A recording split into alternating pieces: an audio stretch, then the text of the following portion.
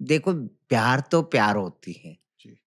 कहते हैं ना, जो प्यार जभी होती है जब आगे वाला इंसान भी जभी प्यार करे, और उसकी दूसरा जो बंदा जो होगी, वो दोनों के अंदर एक ही प्यार होता है। प्यार का नाम है प्रेम। प्रे प्रेम जो होता है वो तो दोनों की तरफ से वो होता है। मगर किन्नरों को कहाँ से प्यार मिलेगा?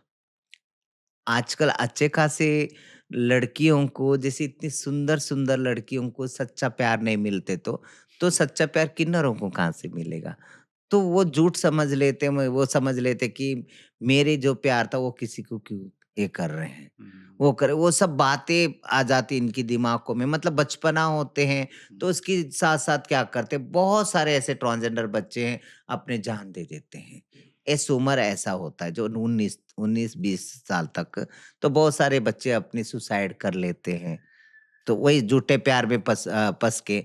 तो उसके साथ-साथ उसके बाद जो अगर जो बच गए, जो बच्चे कुछ कहते हैं कि नहीं मैं पढ़ूँगी, मैं आगे बढ़ूँगी, कोई बात नहीं, मैं तो क्या हो गया, क्योंकि तो हमने जो 2007 में Punjab and Haryana high court से मैंने पिटीशन फाइल की थी, reservation for others, government job for others. जी, तो वो वाला जो है, तो मैं लड़ी, जितना लड़ना था उतना लड़ी। उसके बाद में डेरे में रह के डेरे के विरुद्ध काम करना मुझे बहुत मुश्किल हो रहा था, क्योंकि यहाँ कोई भी उस टाइम पे इतनी इलेक्ट्रॉनिक मीडिया या सोशल मीडिया इतनी फेमस नहीं था उस टाइम पे। हाँ, उस टाइम पे तो न्यूज़पेपर वाले सब आते थे, जैसे राइटिंग-ईटिंग के लिए सब आते थे। तो तो आए तो यहाँ मेरे गुरबाएँ रहते थे, हमारे जैसे और भी 5-6 बंदे रहते थे, वो ताली बजा के भगा देते थे। या कोई अच्छा, नहीं रहते, काजल मंगलमुखी जाओ यहाँ से, अच्छा, तो भगा देते थे। तो उसके बाद फिर बाद में मुझे ये 2009 में धनंजय मंगलमुखी मिली मेरे को। अच्छा, धनंजय मंगलमुखी ये मतलब फर्स्ट ट्रांसजेंडर है, फ्रॉम पंजाब यूनिवर्सिटी से उन्होंने पीएचडी किया है। अच्छा, हाँ, तो मुझे मिले, क्योंकि मैं जब भी पिटीशन हमने अप्लाई करने के बाद ही न्यूज़पेपर में हेडलाइन में आ गया कि किन्नरों ने माँगा नौकरियों में आरक्षण। तो उन्होंने पढ़ के फिर बाद में आए, फिर बाद में आने के बाद में, गुरुजी ऐसी-ऐसी बात है, मैं भी आपकी जैसी हूँ, मुझे आपके साथ मिलके मैं बोली अच्छा कोई बात नहीं। तो उसके बाद मुझे डीपीआई जो डायरेक्ट पब्लिक इंस्ट्रक्शंस जो हैं, उन्होंने मुझे बुलाया, मुझे सम्मान किए, उसके बाद सम्मान करके वो देख उन्होंने रहा था मैं आपकी हाँ जो जी, हाँ जी। ट्रॉफियाँ मैं हाँ, सारी हाँ। देख रहा था आपकी। सर्टिफ़िकेट दिए उन्होंने। तो हुँ, उन्होंने बताया कि आपने पढ़ना है तो आगे बढ़ो, हुँ, पढ़ो आप, हम पढ़ाएँगे, हम हुँ, आपको अडॉप्ट करेंगे। तो मैंने बस इसीलिए मैंने उनको रिजेक्ट कर दी कि मैं अगर 25 साल लगभग मैंने पढ़ना चाहती थी जब बचपन में, मुझे पढ़ने क्यों नहीं दिया? अब मुझे एक्सेप्ट क्यों नहीं किया समाज ने या मेरे अपने पेरेंट्स ने?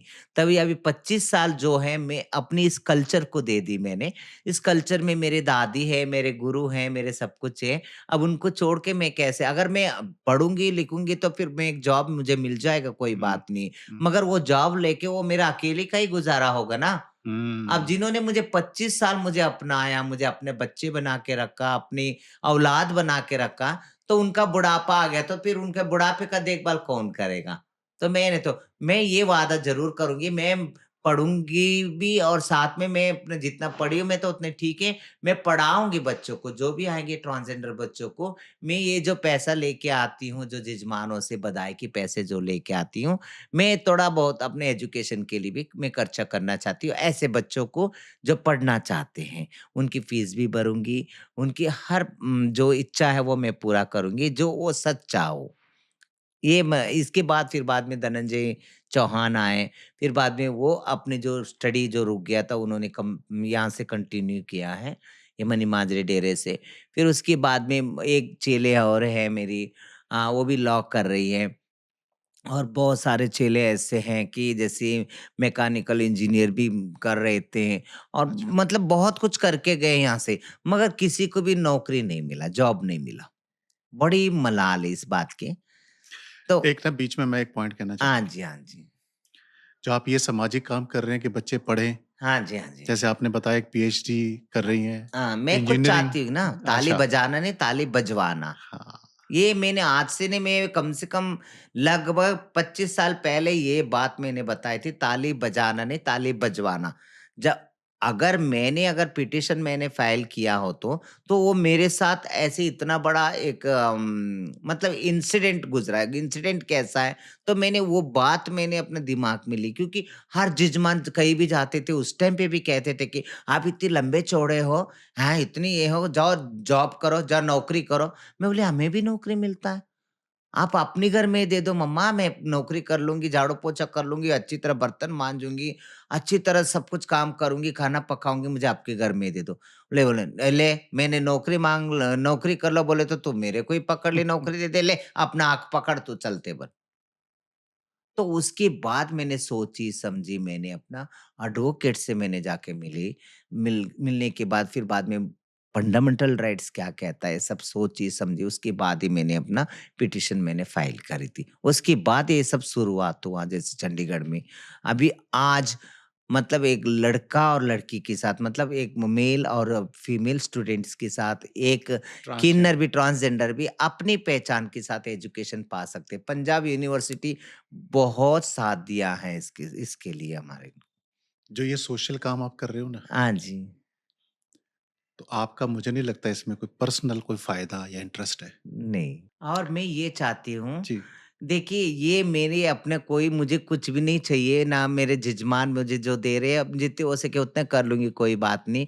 मगर मैंने अब इसके लिए मैंने ये सब सोच रखती हूँ, अगर सरकारी नौकरी का मेल और फीमेल दोनों ने अच्छी उसकी सदुपयोग कर किया लिया। है और हुँ, उसका मज़े उठाए हैं, तो अभी तीसरी जेंडर को भी तो मौका दो। देना चाहिए। तीसरी जेंडर कौन-सा कोई इतना सारा पॉपुलेशन है, उनका तो हुँ, 2% होंगे।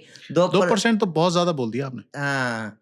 इतना नहीं है, ये तो कम होंगी लाखों शायद। में ही है, अच्छ करोड़ों में भी नहीं है। हाँ जी, हाँ जी। ट्रांसजेंडर जो जी, हैगी, हाँ जी, जी। मैं चाहती हूँ कि उनको भी गवर्नमेंट जॉब मिलना चाहिए, उनके अकॉर्डिंग जितना जो एजुकेटेड है, जितनी क्वालिफाइड है, जितनी हाँ, को उसके स्किल्स अकॉर्डिंग हैं। मिलना ज़रूरी है।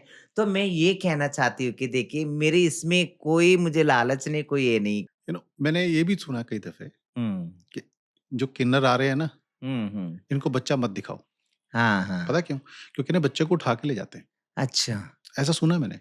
अच्छा, मतलब बच्चे को उठा के ले हाँ, भई ये तो जाते? हमारे समाज का बच्चा है, इसको तो हाँ। हम अपने साथ लेके जाना है। अच्छा, हाँ, नहीं, क्यों हाँ। मैं इसलिए कह रहा हूँ ना, क्योंकि हाँ। आपने जैसे समझाया कि हुँ। 12-13 साल के बाद में ही हुँ। समझ में आता है हुँ, हुँ, कि ये हुँ, किस हुँ। समाज का हाँ जी, हाँ रहेगा। जी, हाँ जी। तो पर वो ऐसा क्यों है? आपने हुँ। भी सुना होगा ऐसा कुछ? नहीं, ये ऐसा देखिए नहीं ऐसा केस तो मैंने कहीं नहीं सुनी भी सुना? नहीं, ना मैंने भी सुना देखी ही हूँ। है।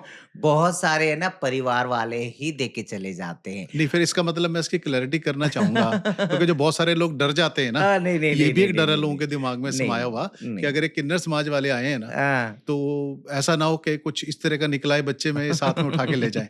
तो नहीं, मतलब ये बच्चे को उठा के नहीं लेके जाते हैं नहीं, भाई। नहीं, ये तो खुद है ना, खुद दे हाँ, के जाते हैं। ओके, बहुत सारे परिवार ऐसे हैं, देखिए माँ को तो हमेशा प्यारा ही प्यारा ही होता रहेगा। जी। है ना? हुँ, तो वो परिवार ऐसे कि देखिए अभी तो ये बच्चा ऐसा है, फिर हुँ, बड़े होने के बाद में हमें बहुत कुछ समाज जो सोसाइटी के सवाल को जवाब देनी देना पड़ेगी। पड़ेगा।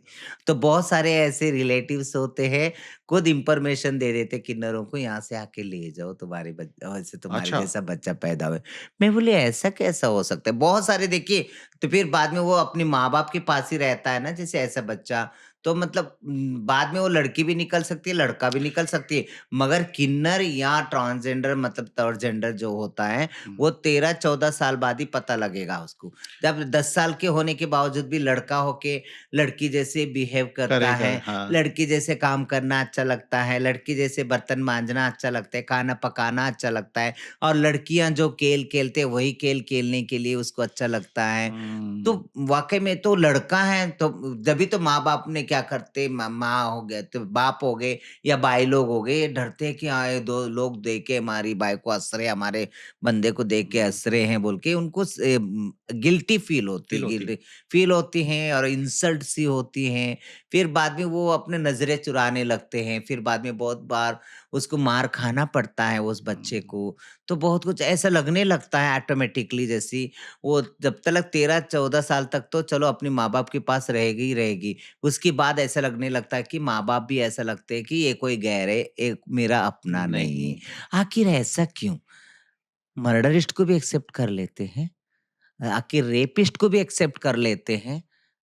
मैं तो ये कहती हूँ कि माँ-बाप तो ऐसे माँ-बाप है जैसी इतनी हैवानियत, शैतानियत करते हैं, जो ऐसे बच्चों को भी अपना अपना लेते हैं और तुम लोगों को ले जाके वहाँ वृद्धाश्रम में छोड़ देते हैं। ऐसे बच्चों को भी तुम ही लोगों ने एक्सेप्ट करके पालते हैं। आखिर हमारे जैसे बच्चों को क्यों नहीं रखा है? बस मैं एक संदेश देना चाहती हूँ हर इंसान को, पूरे भारत में जितने हमारे जजमान हैं, उन सबको देखिए, बेटा अगर तुम्हारा बेटा होता है, तो वो बेटा अपनी बहू और अपने बच्चों के साथ खुश रहेगा, है ना? और बेटी होती है अपनी पति और अपने बच्चों के साथ अपने ससुराल में खुश रहेगी, रह जाएगी, तुम्हारे बुढ़ापा रह जाती है ना, तो तुम्हारी बुढ़ापे की लाठी हमारे जैसे बच्चे बन सकते हैं। आप आज से और अभी से अपने पास रखो, क्योंकि अगर वो अपने पास रखोगे, वो नॉर्मली लगेगा।